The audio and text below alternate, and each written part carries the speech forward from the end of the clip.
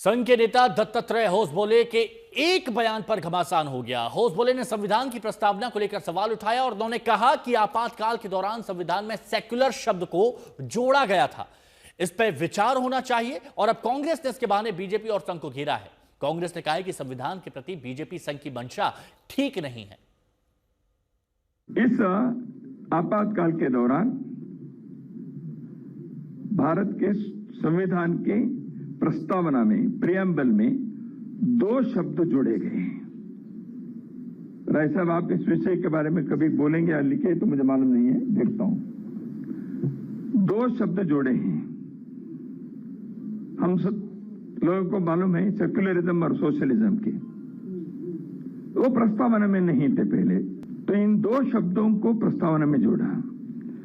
बाद में इसको निकालने के प्रयत्न हुआ नहीं है, चर्चा हुई, दोनों प्रकार के आर्गुमेंट्स हुए, तो क्या वो रहनी चाहिए प्रस्तावना में, ये विचार होना चाहिए।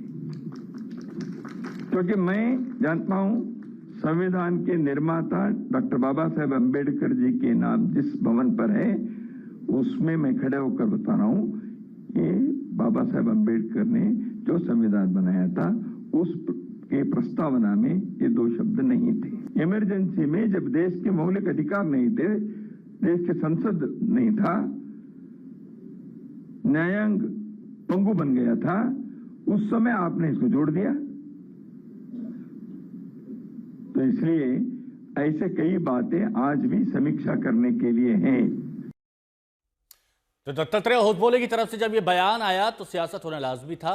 कांग्रेस की तरफ से इस पर सवाल उठाए गए हैं और कहा गया है कि बीजेपी और संघ संविधान बदलना चाहते हैं। जो साजिश थी, जो अंदेशा था, वो हिडन एजेंडा दत्तात्रेय जी की जुबान पर आ ही गया। 2024 में अंबेडकर जी के इसी संविधान को बदल देने की कोशिश हुई थी, लेकिन जनता ने 400 नहीं दिया और वो नहीं कर पाए। पर एक चीज तो तय हो गई, जो हमारा directive principle of state policy है वो तो गांधीयन, वो सोशलिज्म पे आधारित है।